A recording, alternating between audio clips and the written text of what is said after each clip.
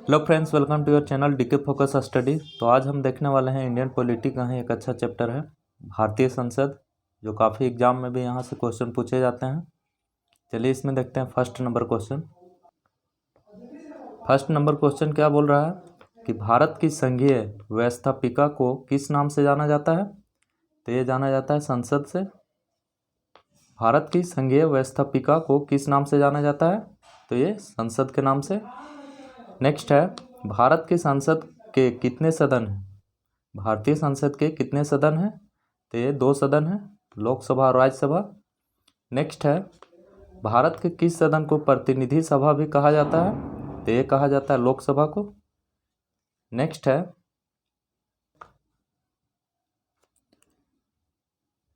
है भारत के लोकप्रिय सदन है। भारत के लोकप्रिय सदन कौन है? तो यह है लोकसभा। नेक्स्ट देखते हैं, भारत के अस्थाई सदन है। भारत के अस्थाई सदन कौन है? तो यह है राज्यसभा।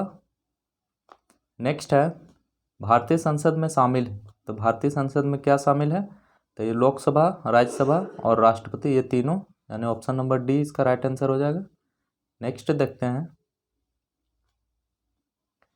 निम्नलिखित में से कौन सा एक प्रावधान भारतीय संविधान के अंतर्गत संसद के सदस्यों के विशेषाधिकारों और उन्मुक्तियों को निर्धारित करता है?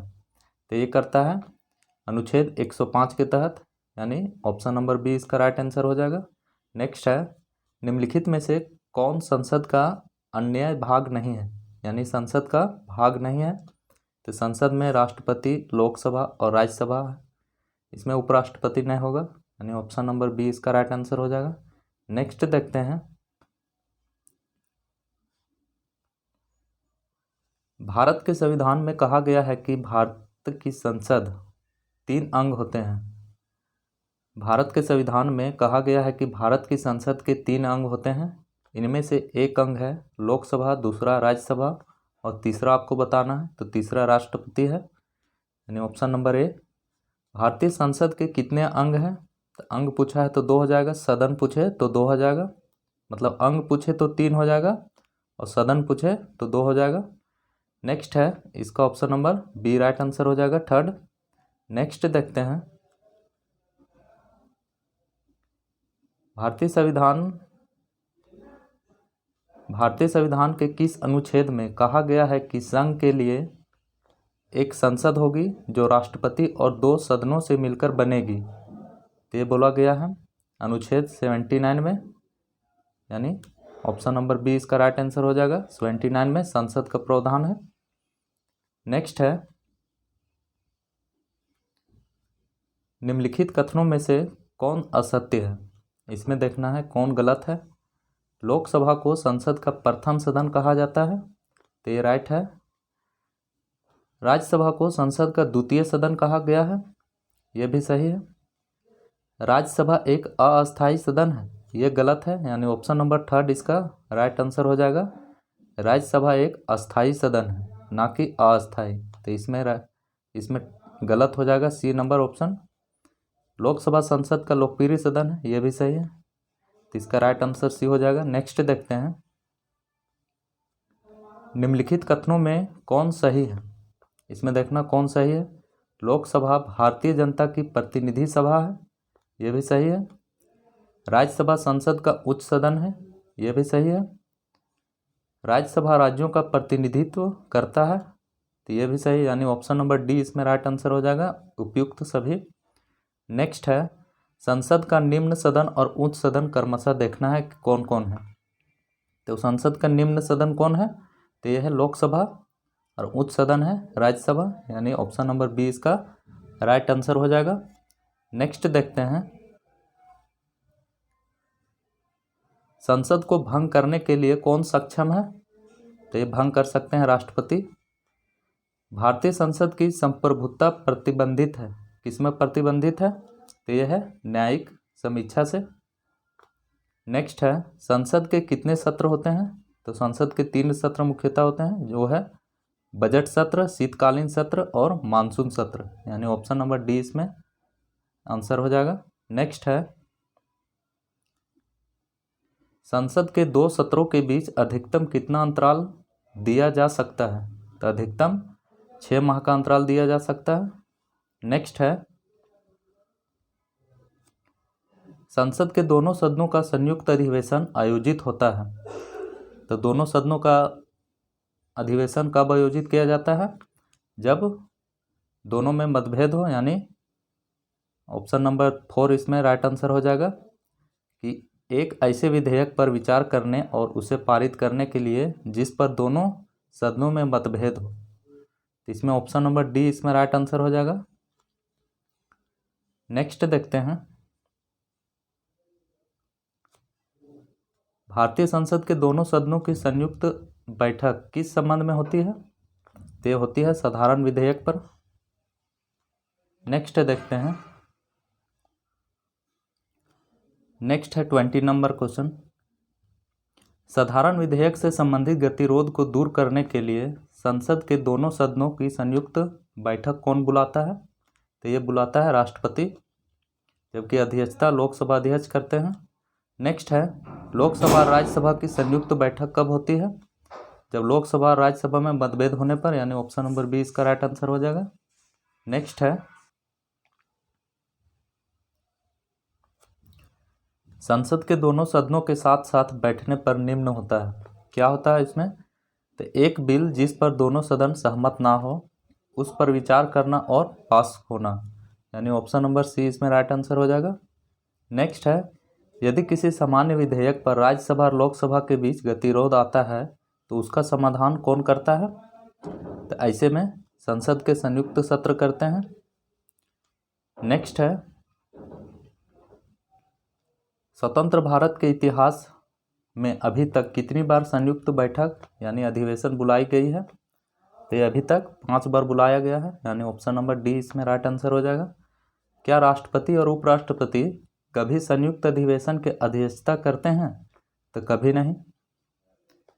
नेक्स्ट है, संसद के दोनों सदनों की संयुक्त अधिवेशन की अध्यक्षता कौन करता है?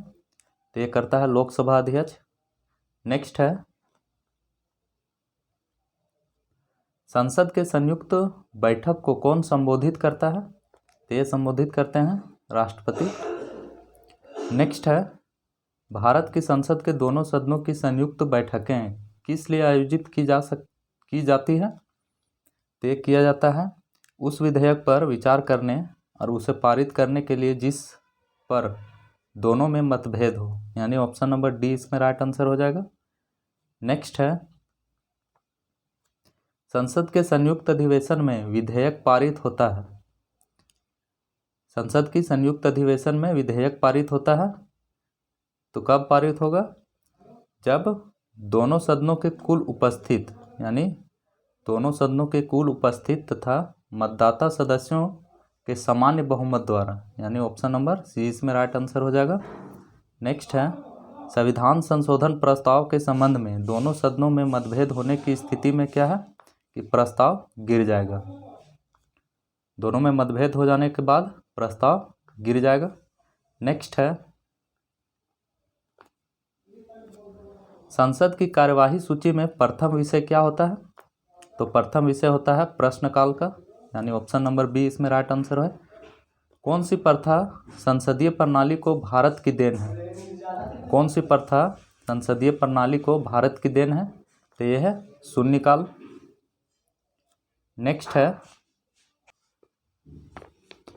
नेक्स्ट 34 नंबर क्वेश्चन है, संसद के किसी सदस्य की सदस्यता तब समाप्त समझी जाएगी यदि वह बिना सदन के सूचित किए अनुपस्थित रहता है, यानी कितने दिनों तक अनुपस्थित रहने पर सदन की सदस्यता को समाप्त कर दी जाएगी? तो ये 60 डेज यानी 60 दिन तक।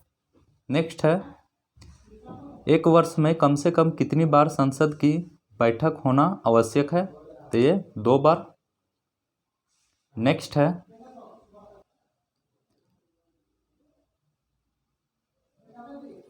नेक्स्ट इसमें नीचे दी गई सारणी पर ध्यान देना है और इसमें इससे संबंधित क्वेश्चन को हमें करना है। राज्यसभा से टोटल 250 से अधिक सदस्य होते हैं और लोकसभा में 252 से अधिक सदस्य। तो इसमें देखना है कहाँ कहाँ से नामित होके आते हैं।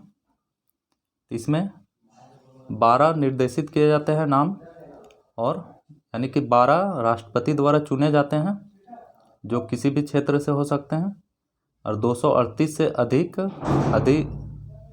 अधिक यानी अधिक राज्यों और संघ शासित क्षेत्रों से प्रतिनिधित्व होते हैं। और लोकसभा में 530 से अधिक राज्यों के प्रतिनिधि और 2 अनधिक नाम निर्देशित यानी एंग्लो इंडियन। अभी तो एंग्लो इंडियन हटा दिया गया है, तो इसमें देखना है कि 230 इधर से चुन के आते हैं और 2 एंग्लो इंडियन, तो यहाँ एक्स में क्या आएगा, तो एक्स में इसमें 230 हो गया और 200 मतलब 530 और 2 532 हो गया, तो इसमें बचेगा 20, जो 20 कहाँ से चुन के आएंगे, संघ राज्य क्षेत्र के 20 से अनधिक प्रतिनिधि आएंगे, यानी ऑप्शन नंबर इसमें सी हो जाएगा कि संघ राज्य क्षेत्र के 20 से अनधिक प्रतिनिधि। नेक्स्ट है, भारत के संविधान में निम्न में से क्या कथित है। भारतीय संविधान में निम्न में से क्या कथित है, तो इसमें देखना है, राष्ट्रपति संसद के किसी भी सदन का सदस्य नहीं होता। राष्ट्रपति किसी भी सदन का सदस्य नहीं होता है, तो ये गलत है। संसद राष्ट्रपति और 2 सदनों से मिलकर बनेगी, ये तो सही बोल रहा है, यानी ऑप्शन नंबर 2 सही है, यानी ऑप्शन नंबर डी इसमें राइट आंसर हो जाएगा। नेक्स्ट है, निम्न विधेयकों में से किसका एक भारतीय संसद के दोनों सदनों द्वारा अलग अलग विशेष बहुमत से पारित होना आवश्यक है। तो ये निम्न विधेयकों में से किसका एक भारतीय संसद के दोनों सदनों द्वारा अलग अलग विशेष बहुमत से पारित होना आवश्यक है। तो ये जो संविधान संशोधन होते हैं वे अलग अलग पारित होना आवश्यक है, संविधान संशोधन विधेयक। नेक्स्ट है, संसदों के वेतन का निर्णय कौन करता है, तो ये करता है सांसद, यानी संसद करता है सांसदों के वेतन का निर्णय। नेक्स्ट है, नेक्स्ट 40 नंबर क्वेश्चन है, संसद के कुल सदस्यों का कितना भाग वैधानिक चैम्बर की मीटिंग बुलाने के लिए आवश्यक गणपूर्ति यानी कोरम है। तो ये है 1/10 भाग, यानी ऑप्शन नंबर ए इसका राइट आंसर हो जाएगा।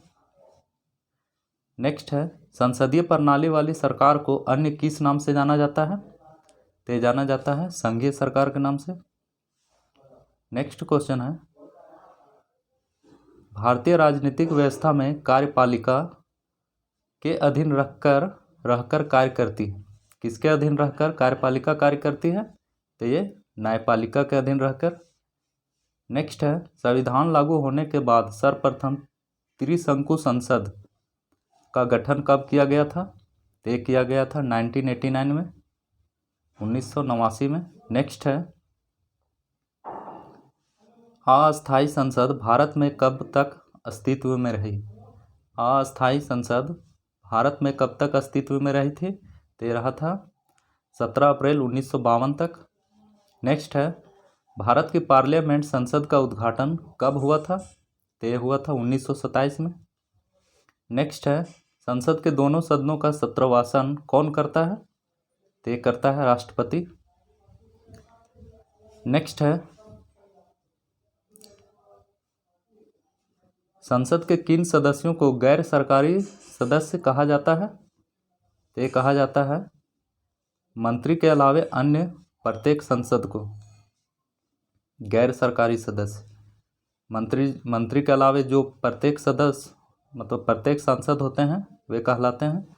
नेक्स्ट है, भारत सरकार के निर्णयानुसार संसद का एक सदस्य अपने क्षेत्र के विकासात्मक कार्यक्रमों हेतु कितनी राशि खर्च कर सकता है, यानी एक संसद विकास के लिए कितने राशि खर्च कर सकता है, तो ये कर सकता है 5 करोड़ तक, यानी ऑप्शन नंबर डी इसमें आंसर हो जाएगा।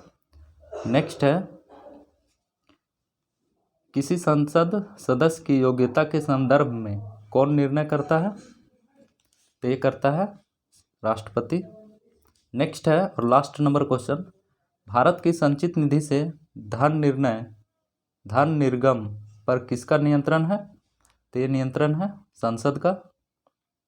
इसमें हम टोटल देखें 50 क्वेश्चन जो काफ़ी एग्जाम में पूछे भी जाते हैं यहाँ से। आप वीडियो को ज़रूर देखिए और दोस्तों में शेयर कीजिए। यदि वीडियो अच्छा लगा हो तो चैनल को सब्सक्राइब भी कर लीजिए। चलिए मिलते हैं नेक्स्ट टॉपिक में, तब तक के लिए जय हिंद, जय भारत।